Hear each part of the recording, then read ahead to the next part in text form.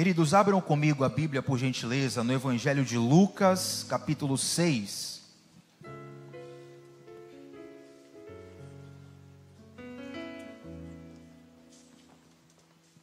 Evangelho de Lucas, capítulo 6.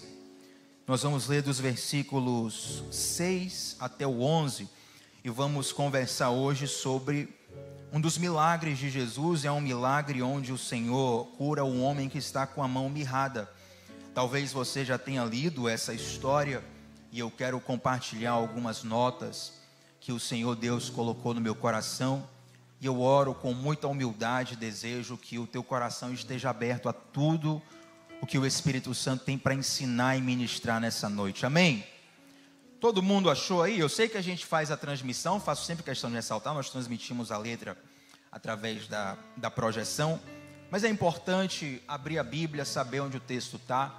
É importante tomar nota e, inclusive, sempre ressalto, eu não tenho problema algum com você mexer no celular durante a pregação, desde que seja para anotar alguma coisa. Já que você falou uma coisa aí que se eu não anotar agora eu vou esquecer, faz isso. Ou se você quer mandar esse link do culto para alguém, quer postar nas redes sociais, marcar a igreja, @LírioArmação, fique à vontade, só não deixe nada roubar a sua atenção. Tamo junto? E rapaz, o pessoal não está junto não. Tamo junto? Glória a Deus. Vamos ministrar juntos nessa noite. Eu vou ler aqui, gente, na NVT. Tá bom? Tá na NVT. Tem como botar na NVT aí, Dudu? Por gentileza. Só para nós ficarmos alinhados. Lucas capítulo 6, versículos 6 a 11. Eu sempre trago uma Bíblia de papel por precaução. Inclusive essa Bíblia aqui, ela está mais para lá do que para cá, né? Já tem quase 20 anos essa Bíblia, e ela me acompanhou em muitos rolês que só realmente parando para te contar, mas eu vou ler aqui na NVT, no celular mesmo, para facilitar. Lucas 6, a partir dos 6, diz assim: em outro sábado, enquanto Jesus ensinava na sinagoga, estava ali um homem cuja mão direita era deformada. Os mestres da lei e os fariseus observavam Jesus atentamente. Se ele curasse aquele homem, eles o acusariam, pois era sábado. Jesus, porém, sabia o que planejavam e disse ao homem com a mão deformada: venha e fique aqui diante de todos. E o homem foi à frente. Então Jesus lhes disse: tenho uma pergunta para vocês. O que a lei permite fazer no sábado? O bem ou o mal?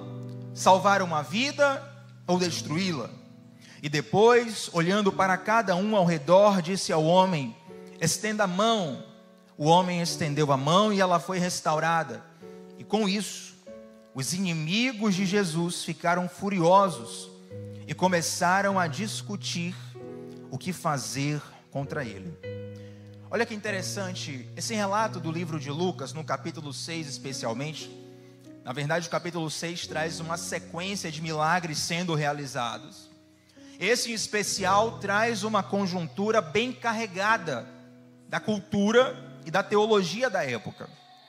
Na teologia da época, na interpretação daquele momento, dentre outras coisas, para a elite religiosa de Israel, fazer um milagre no sábado seria proibido, seria algo errado. Porque na verdade trabalhar no sábado é algo que, segundo a lei de Deus, eles aplicavam dessa forma. Agora, olha o perigo de muitas vezes nós sabermos do princípio, mas interpretá-lo de forma errada. Dizem por aí que a religião é uma das coisas que mais matam no mundo. Eu não tenho convicção disso, mas se eu olho para os números, para as notícias, para as situações, eu concordo que a religião é sim a motivação por trás de muitos males acontecendo no mundo. Você concorda comigo? Olha que interessante. Eu te garanto que a maioria das pessoas que matam em nome da religião, não todos, mas a maioria, está muito bem intencionado dentro da lógica da sua mente, dentro da lógica do seu coração. No fundo, aquela pessoa acha que está fazendo a coisa certa, mesmo que nós saibamos que essa pessoa está equivocada. Mas se você pede para essa pessoa explicar por que tirar a vida de alguém, por que cometer um atentado, por que fazer o mal de alguma forma, você vai perceber que por trás desse mal há uma justificativa, inclusive teológica. Isso é muito perigoso. Olha como é perigoso você aprender algo da maneira equivocada. Por isso eu quero te convidar para que nesse ano, aproveite que o ano está começando, você invista no conhecimento da sua vida espiritual. Na nossa igreja nós temos, além dos cultos, além dos grupos de comunhão, tem curso de batismo, tem curso de discipulado. Os ensinamentos, eles estão de muito fácil acesso dos dias de hoje. Mas não perca a oportunidade de aprender as coisas da forma certa, amém? Tem ali o princípio do sábado nos 10 mandamentos, perdão. E é interessante que esse mandamento do Senhor de descansar no sábado, esse princípio que tem a ver com descanso, não fala sobre um cansaço de Deus. Deus primeiro descansa, depois Ele ordena, no 7º dia descansarás. Faço uma pergunta para vocês. Deus estava cansado quando descansou? Não. Então isso significa que o descanso não tem a ver apenas com a fisiologia, mas com um princípio espiritual. Lembro-me com muita alegria de uma pregação há algum tempo atrás do pastor Diogo aqui, onde ele falava sobre o descanso, o sábado, que no original é o Shabat, e ele trazia a aplicação de que a palavra Shabat pode ser aplicada para a nossa vida como um desista. Desista de fazer tudo nas suas forças. Mas a coisa foi passando o tempo e os líderes da lei começaram a interpretar de um modo equivocado. Por exemplo, eu vou trazer uma de muitas interpretações de rabinos judeus, tá? Não saia por aí dizendo, olha, Tiago falou que o judaísmo pensa assim. Não é isso. Tinham várias linhas de pensamento judeu. Eu vou te trazer uma como curiosidade. As pessoas perguntavam, afinal de contas, o que é trabalhar no sábado? Porque eu não quero errar contra a lei de Deus. E uma das linhas rabínicas dizia, por exemplo, que se alguém quisesse cuspir no sábado, que não cuspisse sobre a terra, mas que cuspisse sobre a pedra. Aí você me pergunta por quê? Porque cuspindo sobre a terra seria uma forma de o seu cuspe, a sua saliva, empurrar a terra, e então a terra estaria sendo arada no sábado. Então, se for cuspir, não cuspa na terra, cuspa na pedra. Tiago, isso é absurdo, eu concordo com você. Mas eu estou te trazendo sim um exemplo extremo, para você entender como o equívoco sobre o mandamento de Deus pode levar a uma atitude completamente distante da vontade de Deus. Você pode, e há o risco em nossas vidas, de nós estarmos sinceramente equivocados. Você reconhece que corre esse perigo, sim ou não? Precisamos ser humildes todos os dias, diante de Deus, e principalmente colocar diante do Senhor em oração a possibilidade de nós estarmos equivocados. E abre o teu coração para o que Deus quer te ensinar. Então aqueles mestres da lei estavam ali diante de Jesus num sábado. E Lucas nos fala que os mestres da lei estavam ali não para aprender de Jesus, mas para buscar uma ocasião contra o mestre Jesus. É interessante que diante de Jesus sempre há 3 tipos de pessoas. Eu não sei na qual você se encaixa, mas eu espero que você sonde o seu coração e Deus vai ministrar sobre a sua vida. O primeiro tipo de pessoas são os mestres da lei, os fariseus daquele tempo, nesse contexto, nesse texto. Os fariseus estavam constantemente próximos a Jesus e ao mesmo tempo, que contraditório, distante dele. E é tão comum, infelizmente, que nós estejamos tão próximos de Jesus, tão próximos de um culto, tão próximos de um ritual, mas completamente distantes do Senhor. A coisa chega a ser tão grave que esse mesmo Jesus, num determinado momento, ele olha para a elite religiosa de Israel, a saber, os fariseus, e diz: vocês honram a Deus com os lábios, mas o coração de vocês está distante desse mesmo Deus. Você pode até fazer uma cara e fingir algo para alguém, mas diante de Deus, o profundo e o oculto do seu coração está exposto. Agora, a ideia não é você mudar porque Deus já sabe. Tiago, me descobriram, então vou mudar. Não, a ideia não é essa. A ideia é que você desfrute um pouco mais do Senhor. Eu te faço uma pergunta: quanto você pagaria para poder estar tete a tete com o Mestre Jesus? Ah, Tiago, mas nós já temos Jesus todos os dias. Não, mas não é disso que eu estou falando. Estou falando de vê-lo fisicamente na sua frente. Rapaz, Tiago, eu queria estar lá no milagre tal. Queria estar lá naquela história. Eu ouvi crente falar assim: não, Tiago, eu queria voltar naquele tempo ali para pegar Judas, rapaz. Ele não ia morrer enforcado na corda, nem eu mesmo ia enforcar ele antes de fazer aquilo com o mestre. São os Pedros da vida, né? Nunca te trairei, Jesus. Não te deixarei entregar. E é interessante que aquelas pessoas, elas estavam diante de Jesus e não conseguiam desfrutar de Jesus.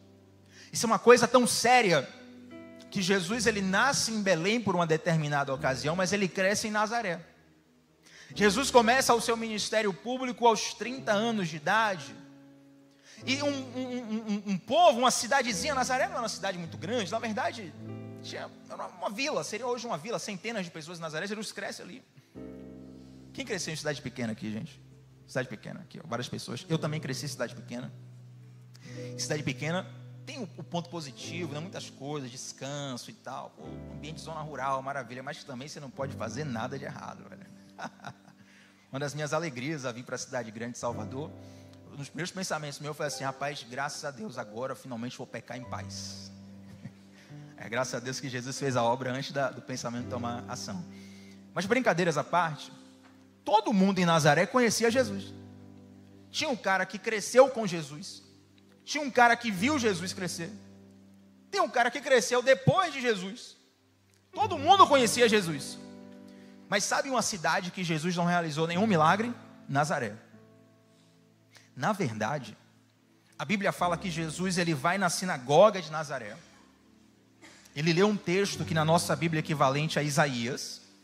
Aquele texto que fala assim: o Espírito do Senhor Deus está sobre mim, Ele me ungiu, parará, parará. Aquele texto é messiânico. Então ele lê o texto, aí depois ele levanta a cabeça e fala assim: hoje se cumpriu a Escritura. Basicamente ele estava dizendo: eu sou o Messias. A Bíblia fala que as pessoas se enfureceram tanto que agarraram Jesus, levaram ele para próximo de um precipício e tentaram matar Jesus. O relato bíblico fala assim: Jesus passou por entre eles e foi embora. Eu não sei se Jesus fugiu fisicamente ou se ele teve que dar o tchan do invisível para poder sair dali. Mas o que eu sei é que algumas pessoas moraram 30 anos do lado de Jesus, 30 anos do lado de Deus, e não perceberam que Deus estava ali. Quantas vezes nós deixamos de desfrutar das coisas de Deus porque nós achamos que Deus só está nas coisas espetaculares? Quantas vezes nós deixamos de viver coisas espetaculares dentro da simplicidade porque desprezamos as coisas simples? Eu oro para que nunca o nosso coração seja encontrado como os dos fariseus, que estavam sempre próximos de Jesus e nunca aprendiam com Jesus. Mas tem um segundo tipo de pessoas, são os caçadores de milagres. Os caçadores de milagres, eles ouviam falar sobre Jesus e eles iam para onde Jesus ia. Tem vários textos bíblicos onde a palavra de Deus nos fala que as pessoas apertavam Jesus, buscavam Jesus. Tem um milagre lindo da mulher do fluxo de sangue, que ela tem uma ideia sensacional. Ela falou: não vou conseguir pegar esse cara, se eu tocar na veste dele, eu vou só tocar na veste e ir embora. Quando ela toca na veste, dispara tudo. Interessante isso. Mas os caçadores de milagres, embora vivam coisas extraordinárias da parte de Deus, muitas vezes eles perdem a chance de se aprofundar com o Senhor. Afinal de contas, eles só estão em busca dos milagres. São aqueles fiéis sazonais, que só vêm buscar ao Senhor quando tudo deu errado na vida deles. Você conhece alguém assim? Rapaz, já me veio uns 3 nomes na mente aqui, não posso falar. Mas se quando a coisa aperta, a pessoa é mais escondida que o mestre dos magos, mas ela brota lá no WhatsApp, no Instagram, até ao vivo mesmo. Eu falo: irmão Tiago, quanto tempo? Querido, graça e paz. Ora por mim. Eu não quero julgar essas pessoas, a ideia não é essa, e nem ridicularizar. Mas para os caçadores de milagres, Jesus dava ensinamentos que eles não pegavam. Por que eles não pegavam? Porque o coração deles não estava interessado naquilo. É como se, por exemplo, na hora dos avisos, você voasse a atenção na igreja. Porque você fala assim, os avisos, pô, a mesma coisa e tal. Pô. Deixa eu ver aqui o celular, deixa eu ver tal coisa, deixa eu ir no banheiro, deixa eu beber água. Blá, blá, blá. Aí quando acontece algo importante na igreja, não estava sabendo, poxa, mas avisou todo o culto. Por quê? Porque no fundo, por mais que tenha entrado um som no teu ouvido, o teu coração não estava atento. Quem está entendendo? O problema de ser um caçador de milagre é que Deus nos enviou Jesus e muitas vezes nos apegamos tanto ao milagre que desperdiçamos a chance de estar com o Deus do milagre. Quem já assistiu aquela série The Chosen? The Chosen. Vou dar um pequeno spoiler. E tem um spoiler na série, embora a série é Bíblia, tá, gente? Não é lá da Bíblia, não tem muito spoiler, né? Mas tem uma parte que é uma licença poética que eles usam. Não está registrado na Bíblia, é uma licença poética que eles usam. E na minissérie The Chosen, que é sobre a vida de Jesus, dos discípulos, tem 2 Tiagos que são discípulos de Jesus. Aí a série chama de Tiagão e Tiaguinho, né? No meu GC lá só tinha um Tiago. Chegou outro Tiago do meu GC. O outro Tiago tem 2 metros de altura, grandão.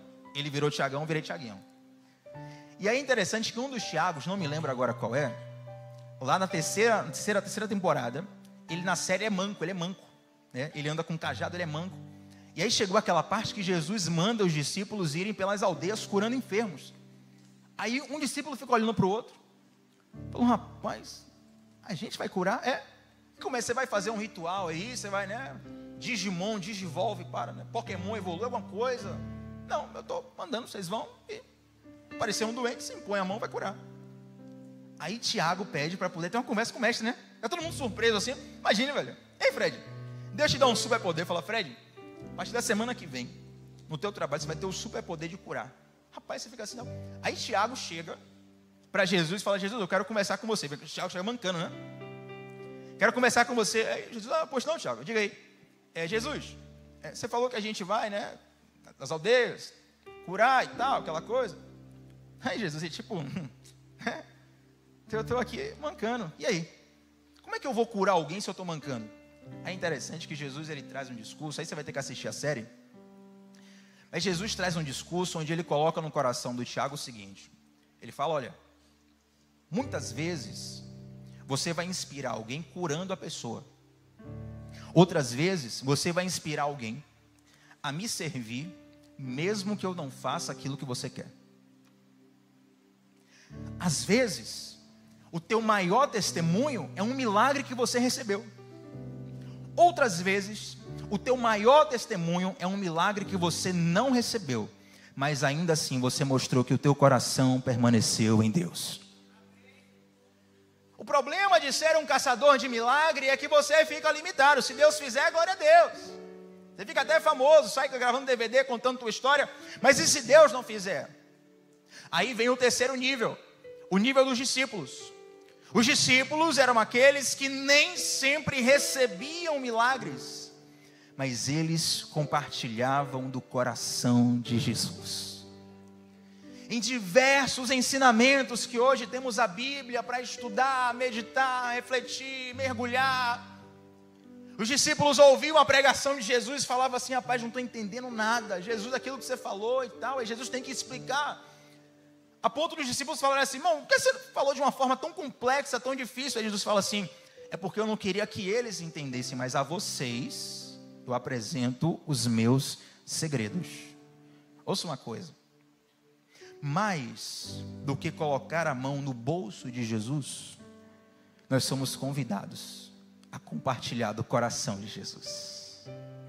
E não há riqueza maior do que o mestre abrir as profundidades e os segredos do céu com você. Agora tem coisas que nós só aprendemos mediante cenários de dificuldade.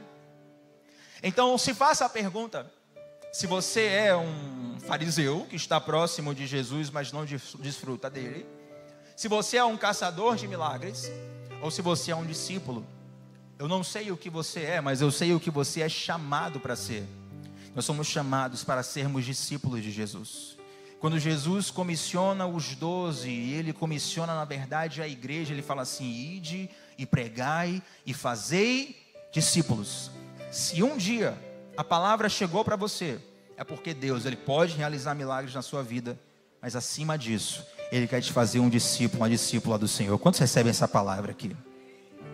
Agora o interessante é que, muitas vezes, quando nós estamos com o coração fechado para Deus, nós não percebemos algumas contradições que ocorrem em nossa vida por conta da religiosidade.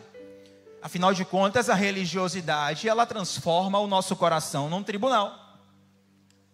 Eu odeio fazer isso, mas eu vou ter que fazer. É só para beber água. Olha para a pessoa que está do seu lado e diz assim: a religiosidade transforma o seu coração num tribunal. Só para beber água. Continue me amando.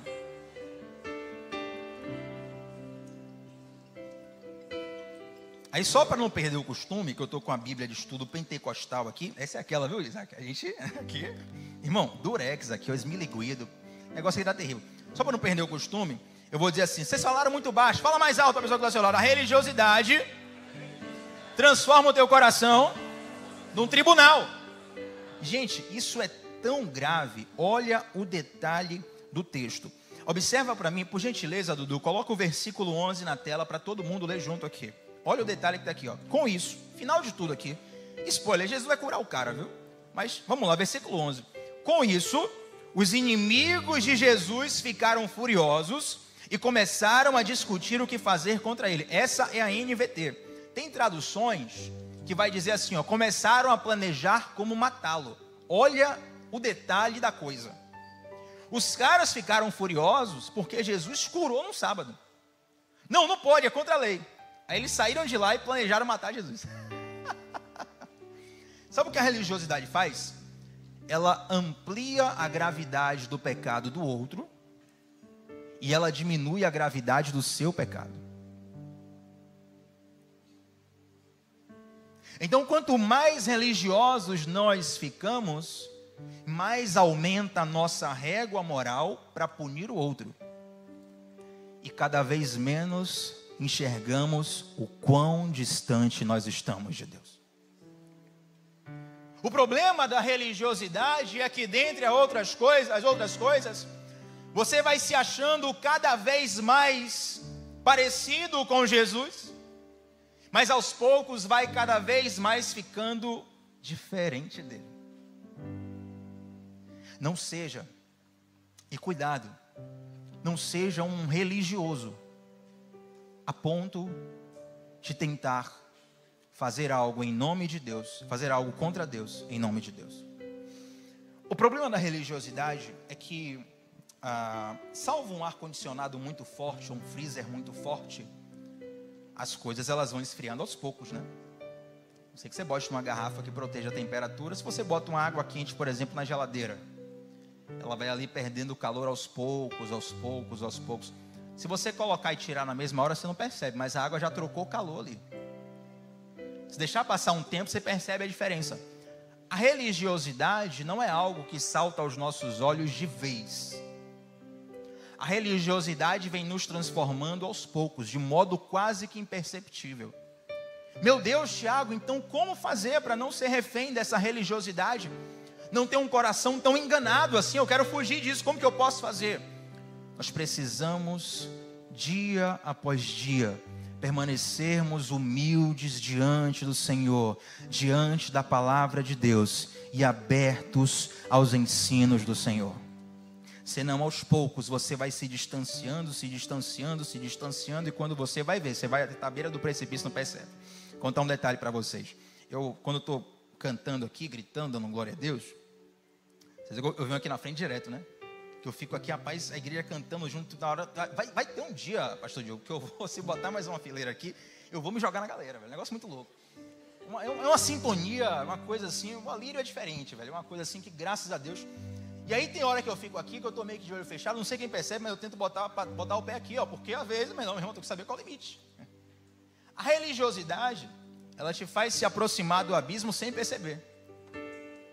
Quem lembra daquele rapaz, o Ginho Ouro Preto, de Capital Inicial, né, aquele cantor, que ele teve uma queda grave, quase ele morre, porque ele estava cantando no show, assim na beira do palco, não percebeu, pulou em falso, caiu, tem uma situação de saúde complicada por causa disso.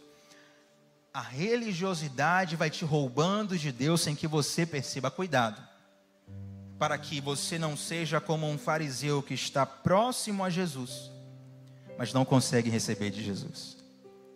Mas aí, Jesus começa a pregar e tem um cara que está com a mão, está com uma certa deficiência na mão, chamada mão mirrada. A mão dele não se desenvolveu direito.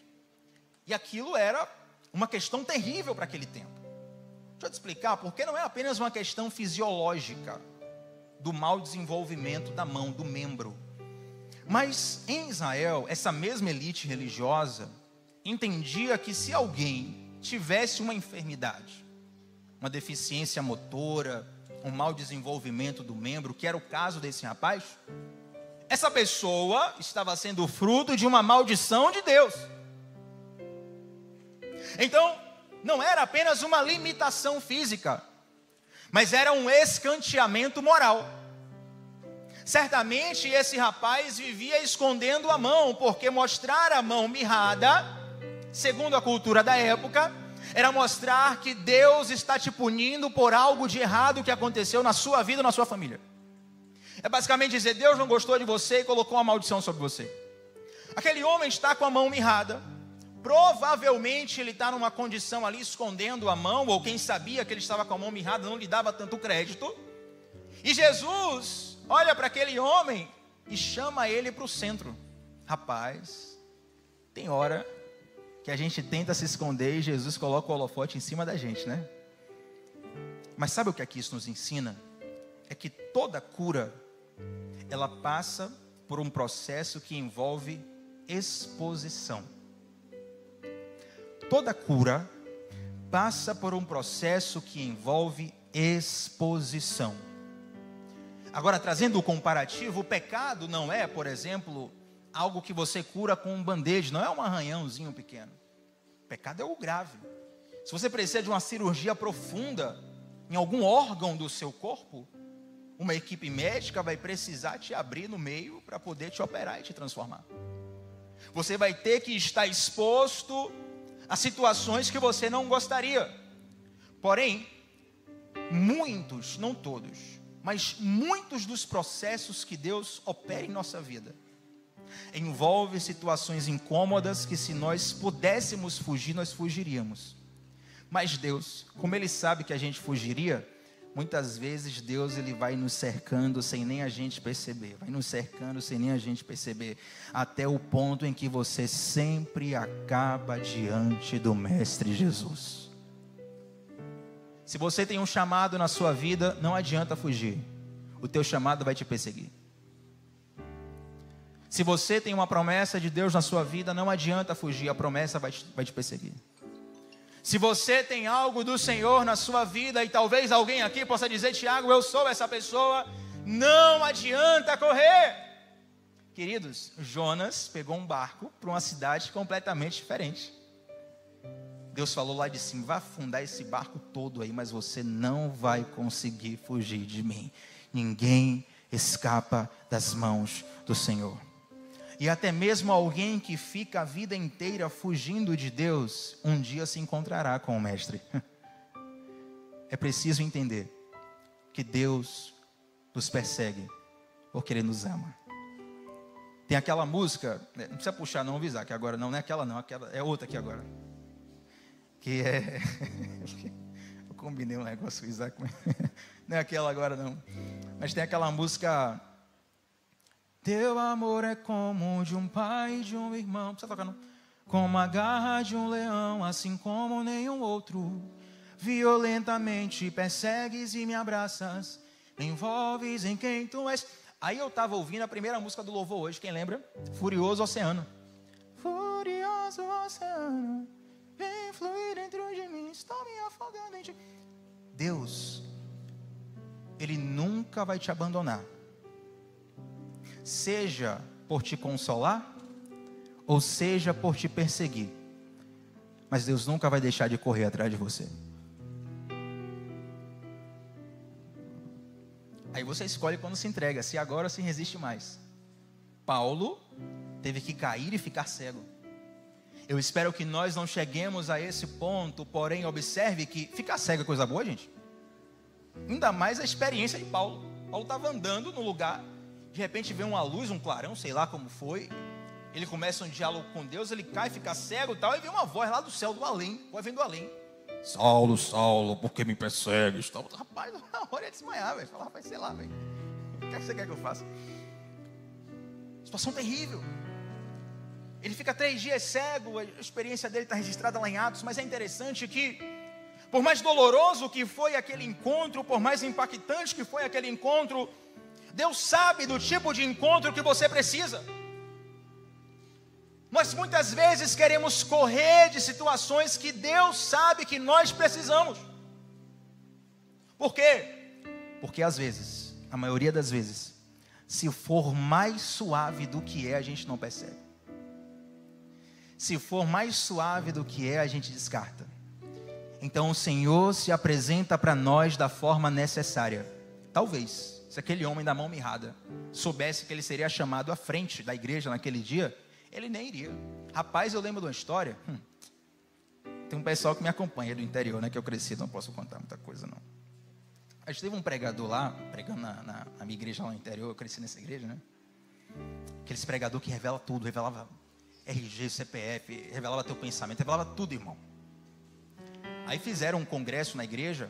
Esse pregador pregou 3 dias. Então no primeiro dia, ninguém conhecia ele, primeiro dia, né? Rapaz, Deus usou assim de maneira poderosa. Revelação, cura, salvação. A pregação do cara era a Bíblia pura, uma coisa assim de Deus, do céu. Aí no segundo dia a igreja lotou, porque cidade pequena, né? Pô, tem um profeta e um missionário aí. Segundo dia, no sábado, a igreja lotou. Quando começou a revelação, um monte de curioso se aproximou. Quando percebeu que o cara estava revelando pecado, vazaram. Mas não era nem revelar pecado no sentido de envergonhar nem nada, mas era um nível de quebrantamento que às vezes Deus traz ali, que sabe. Aí eu lembro perfeitamente algumas situações. No domingo, quando esse cara começou a pregar, igreja lotada, na palavra todo mundo lá. Quando o cara começou o processo de novo, de falar, ele não estava nem revelando pecado, mas estava só revelando a vida, sabe? Olha, Deus tem isso na sua vida, aquela profecia muito certeira, aquela palavra de conhecimento muito certeira. Rapaz, teve algumas pessoas, vamos levantar, tem que ir embora, não sei o que e tal, porque começaram a ficar com medo. Irmão, se Deus avisa para você algumas coisas, você corre dele. Alguns homens de Deus tentaram fugir do chamado. Olha para Moisés. Deus até se irrita com Moisés. Porque Deus está dizendo, estou te chamando, vou te capacitar, vou te encher, vou te levar, e vai dar tudo certo. Deus está dando todas as garantias para Moisés. Moisés está lá, mas sei lá, cara, chama outra aí, tipo, hoje não, né? Já viu aquele programa como é, Saulo? Aquele programa lá do Rodrigo Faro? E o cara se apresentava, como é? Não, Faro? Que coisa? Era isso? Ah, não, entendi. Deixa eu contar para vocês que é muita piada interna. Tinha um programa de formar casais na Record, né? Era qual? Do Rodrigo Faro. Não sei quem lembra aquele programa, gente? Só denunciando a idade aqui, né? Vai terrível ver a galera falando assim, esse cara deve ser muito velho. E aí a nossa diversão do sábado, da minha época, poxa, eu tô ficando velho mesmo falando isso, da minha época, diversão do sábado era ligar a televisão, aí ficava uma bancada. Na maioria das vezes eram mulheres, às vezes eles trocavam, na maioria das vezes eram mulheres, ficavam ali avaliando. Aí entrava o cara, o candidato, né? O candidato para poder formar casal.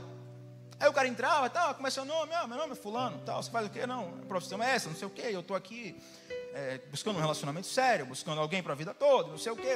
Os caras falavam bonito e tal, não sei o quê. Rapaz, tinha cara que era assim, 10 de 10. O cara era bonito, falava bem. Pelo que ele falava da vida dele, a situação dele era bem resolvida, um cara assim para frente e tal. Mas não é possível, esse cara tá solteiro. Aí, Rodrigo Faro perguntava para as meninas, né? E aí, fulano, quer ir lá no sofá conversar com ele? Não, Faro, hoje não. Ah, então amanhã serve? Bora ver e tal. Hoje... Gente, quantas vezes Deus está na nossa frente e nós falamos, hoje não. Ó, Tiago, a palavra está maravilhosa, Deus está falando comigo, mas hoje não, cara.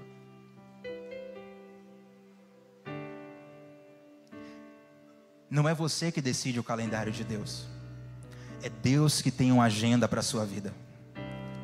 E é por isso que muitas vezes Deus chega sem você esperar, porque se você esperasse, você fugiria. Mas Deus tem a coisa certa no tempo certo para você. Só que para usufruir da história que Deus tem para você, para esse cara entrar na história da Bíblia, estamos falando dele hoje, filho, vem aqui para o meio. Aí ele deve ter chegado lá, eu não sei como a mão dele estava, mas Jesus fala assim, ó, estica a sua mão. Rapaz, Jesus tem uns negócios assim, eu sou apaixonado por Jesus, velho. A mulher lá do poço, né? Me dá um pouquinho de água. Você é judeu, não vou te dar água. Se você soubesse quem eu era, você que me pediria água. Então me dê essa água. Vai lá chamar teu marido. O quê? Você conversa assim do nada, me dá um copo d'água aí e tal. Não te dou água não. Se você soubesse quem eu sou você que me pediria água. Então me dê a sua água. Vai lá chamar teu marido. O que tem a ver, velho? A mulher deve ter regalado os olhos e ele fala, você não tem marido porque você já teve 5 e o que você está agora. Aí Jesus chama um cara para o meio, aí fala assim, agora estica a sua mão aí.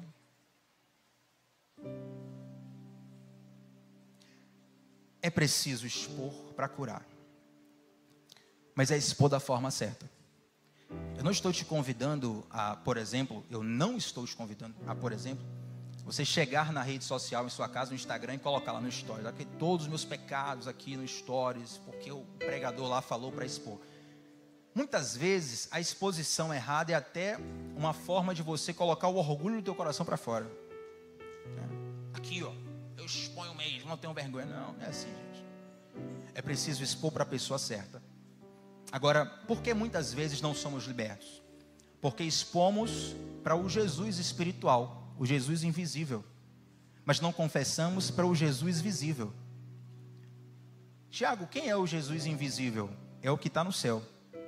Quem é o Jesus visível? É o que está do seu lado aí. Lá na carta de Tiago, Tiago fala assim, ó, confessai as vossas culpas uns aos outros, para que sareis. Quando você chega no teu quarto, você cometeu um pecado, você se ajoelha e ora a Deus, fala assim, Deus, cometi tal pecado, me perdoe, estou sinceramente arrependido. Deus ouve a tua oração, amém? Ele te perdoa. Mas por que tem pecados que nós, mesmo estando sinceramente arrependidos, a gente não consegue se libertar? Porque nós recebemos o perdão, mas não recebemos a cura. Dizem por aí, posso estar até falando errado, mas é o exemplo que me veio, que é meio nojento. Você vai, continue me amando até o final dessa mensagem, pelo menos.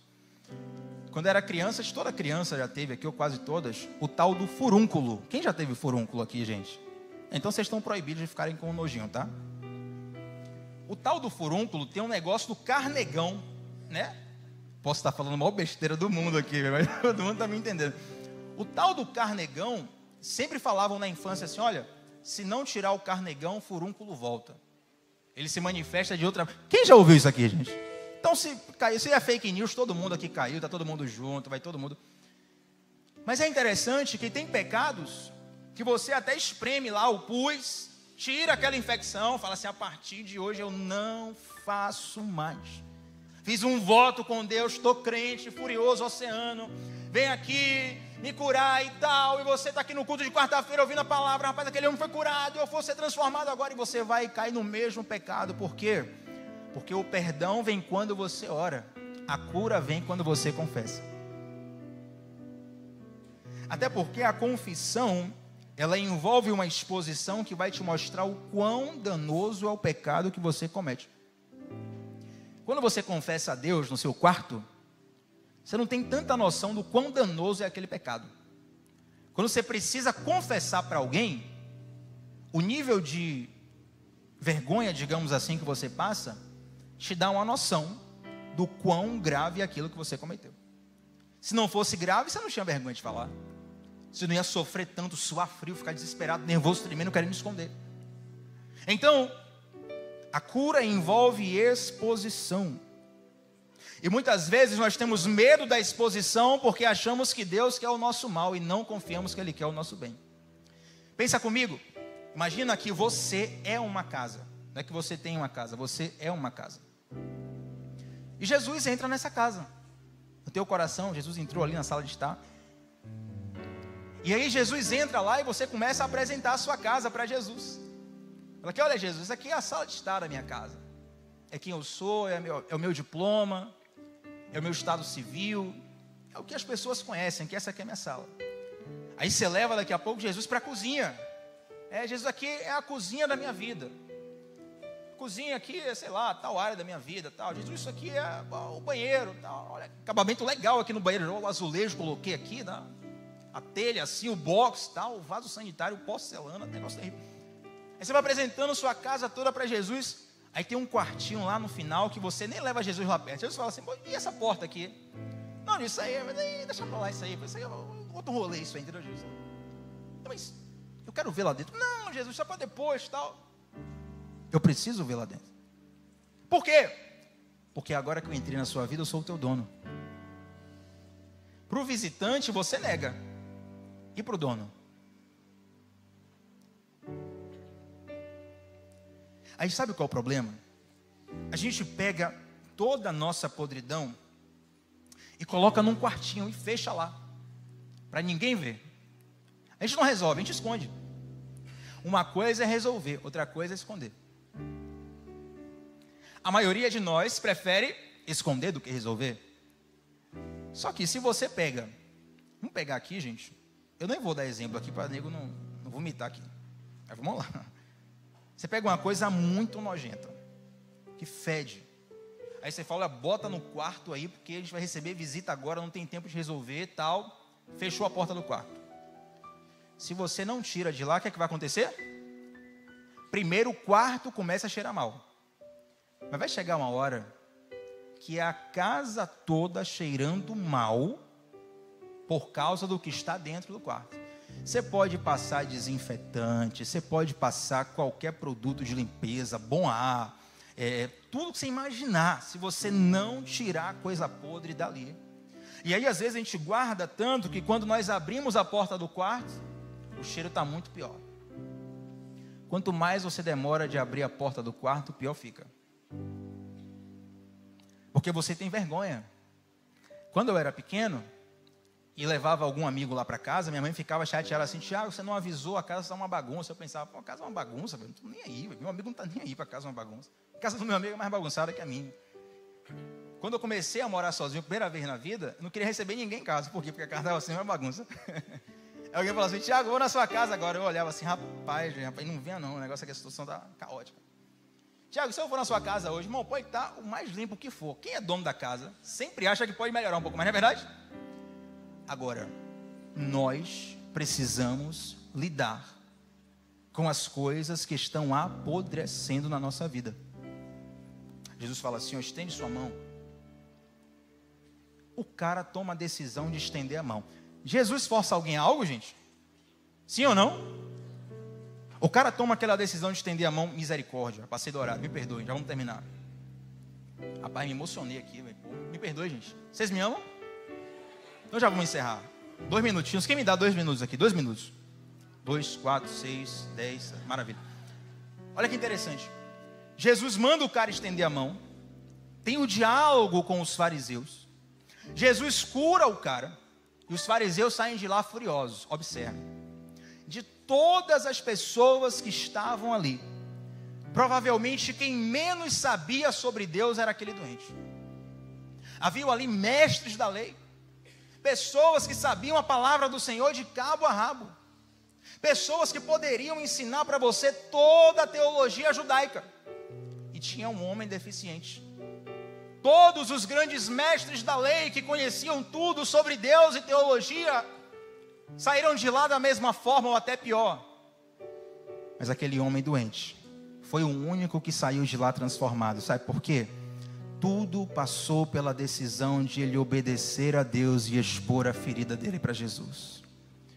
O que vai contar na sua vida não é o quanto você conhece de teologia, não é o quanto você conhece de letra, não é o quanto você sabe falar sobre Jesus e avaliar Jesus, mas é o quanto você se expõe para ser curado sobre Jesus. E aí a cura muitas vezes não acontece porque a gente acha que Deus vai fazer algo ruim conosco. Aí você não topa o processo de Deus. É como se você falasse assim, ó, Deus, eu tenho um plano melhor do que o seu. Hoje não.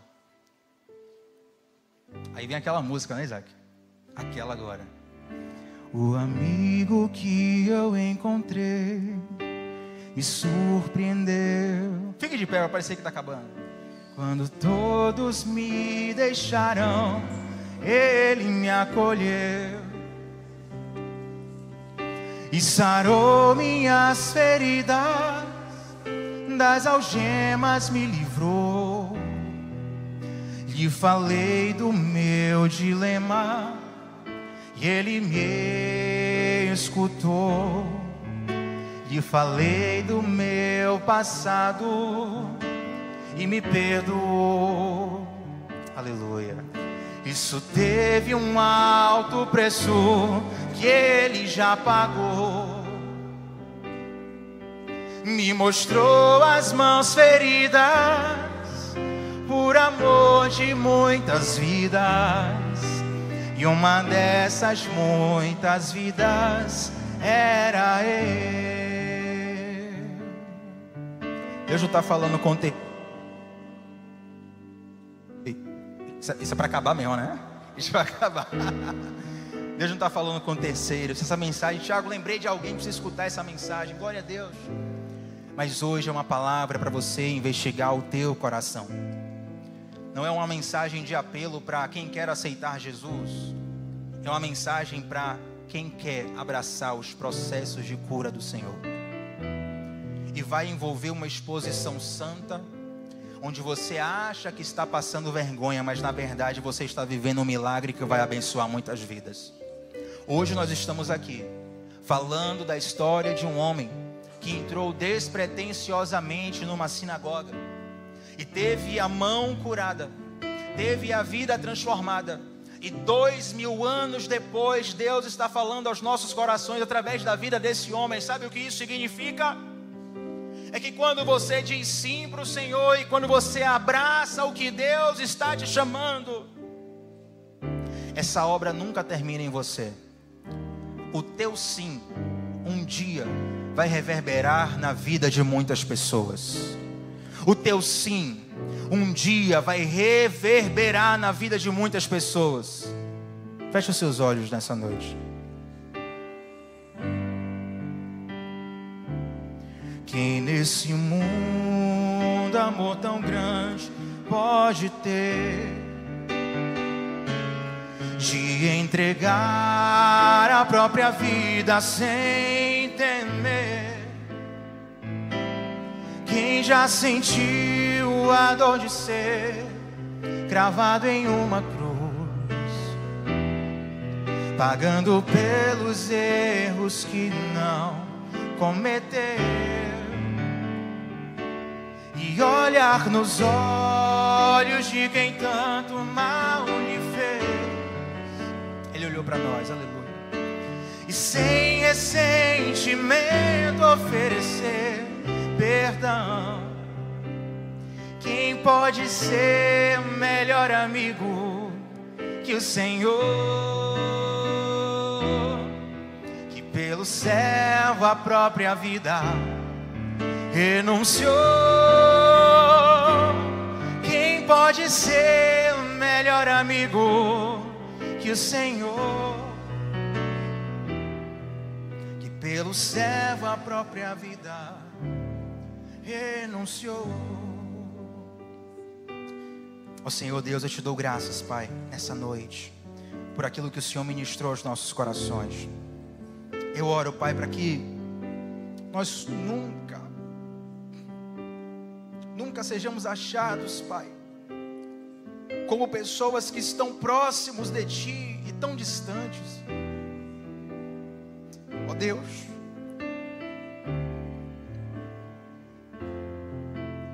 nos dá humildade, Pai, sensibilidade, para entender que o Teu chamado é bom, para entender que a Tua vontade é agradável, é perfeita. Nos dá sabedoria, Senhor Deus, para entendermos que quando o Senhor nos expõe é para o nosso bem e não para a nossa vergonha. Nos dá fé, ó Pai, para crermos que tantas situações que inicialmente nos parecem cilada, quando nós vamos perceber, na verdade, é o Senhor preparando uma grande transformação em nossa vida. É o Senhor preparando um grande milagre na nossa vida. Eu oro, Senhor Deus, para que ao Senhor nos chamar, possamos ter o entendimento de que não é um homem, de que não é uma proposta humana, mas que é o próprio Deus nos chamando lá do céu, que é o próprio Senhor nos convidando para algo mais profundo, para algo mais forte. E eu oro ao Senhor pela vida de todos que estão abraçando essa palavra nessa noite, sejam aqueles que estão aqui presencialmente ou que estão assistindo online de algum lugar. Se tem algo na nossa vida, Senhor, que está deficitária, que está mirrada, que não está desenvolvida como o Senhor deseja, nós entregamos nas suas mãos nesse momento, para que o Senhor possa tocar e para que o Senhor possa nos transformar, em nome de Jesus e para a glória de Jesus. Quantos recebem essa palavra nessa noite? Glória a Deus. Para nós encerrarmos aqui, quero chamar o pastor Saulo, que vai dar a bênção apostólica, mas eu quero fazer um pedido especial nessa noite. Tem alguém aqui que deseja fazer uma aliança com Jesus nesse lugar? Se houver, levante sua mão, faça um sinal com sua mão, aí mesmo onde você está, nós vamos orar por você. Tem alguém aqui nessa noite? Uma pessoa ali, glória a Deus, aleluia. Tem mais alguém ali, glória a Deus. Outra pessoa ali, terceira pessoa ali, glória ao nome de Jesus. Tem mais alguém que quer fazer uma aliança com Jesus nessa noite? 4 pessoas ali, 5, glória a Deus, aleluia. Você pode aplaudir ao Senhor nessa noite por essas vidas. Oh, santo, santo, santo, santo é o nome do Senhor. Eu peço sinceras desculpas pelo horário, me excedi um pouco, mas eu quero bem rapidamente convidar vocês que levantaram as mãos para vir aqui à frente. Vem bem rapidinho, fiquem tranquilos, a câmera não pega em ninguém. É só para nós orarmos por vocês e nós recebermos cada um de vocês na família de Cristo nessa noite. Vem cá rapidinho, todos vocês que levantaram as mãos. Eu quero louvar ao Senhor pela vida de cada um de vocês. Louvado seja o nome do Senhor. O pastor Saulo vai estar fazendo a oração por essas pessoas que hoje fazem uma aliança pública com Jesus e também liberando a bênção apostólica. Deus abençoe a todos. Amém, Senhor. Tiago falou sobre exposição. O lugar onde você mais se expõe é, por exemplo, num consultório médico. O médico é alguém que você entra lá, tira a roupa e fala assim: me corte. Esse tipo de exposição que essas pessoas estão fazendo aqui agora é o reconhecimento de alguém que precisa ser cortado, de alguém que precisa ser tratado, de alguém que precisa ser exposto. Mas o grande benefício é que o médico que está aqui presente é também o nosso melhor amigo. É alguém que não vai te violar, é alguém que não vai abusar da sua confiança, é alguém em quem você pode confiar a sua própria vida, a sua intimidade, a sua integridade, a sua história, seus segredos, seu futuro, seu destino. É isso que nós fazemos. Quando nós confiamos nele, quando nós percebemos que além de ser um perito, ele nos ama. Além de não conhecer derrota, ele não conhece outra linguagem que não a linguagem do amor, que não a linguagem do abraço, a linguagem do acolhimento. Quando a gente entende com quem a gente está conversando, a gente não se importa mais de se expor. Eu acho que ninguém aqui tem mania de sair gritando pelo meio da rua. Mas vá seu filho atravessando a pista sozinho.